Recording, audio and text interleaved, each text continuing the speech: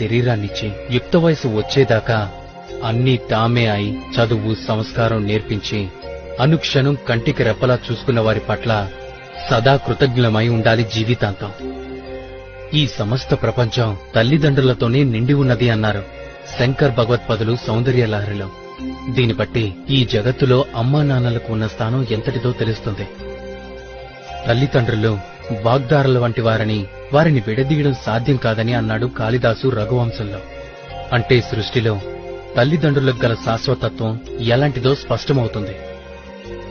ఇక సకల సాహిత్యాలు తల్లిదండ్రుల ఉనికిని అత్యున్నత స్థానంలో నిలుపుతుంటే అలాంటి ప్రత్యక్ష దైవాలకు నేటి బిడ్డలు కనీస కృతజ్ఞతనైనా ప్రకటిస్తున్నారా అంటే అనుమానమే. ఏ కొందరో మాత్రమే మినహాయింపు కావచ్చు.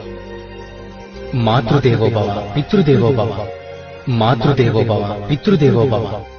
తల్లిదండ్రులనే దేవతలుగా భావించేవాడివై జీవించు అనే వేద సూక్తులు చెప్తున్నాయి. ఈ సూక్తిని శిరస్సును ధరించి అనుసరిస్తున్న వారు కొందరైతే తల్లిదండ్రులను తమ సుఖ సంతోషాలకు అవరోధాలుగా భావించి వాళ్లను దయ్యాలుగా చూస్తూ తరిమి కొట్టే అధములైన కొడుకులు లోకంలో లేకపోలేదు.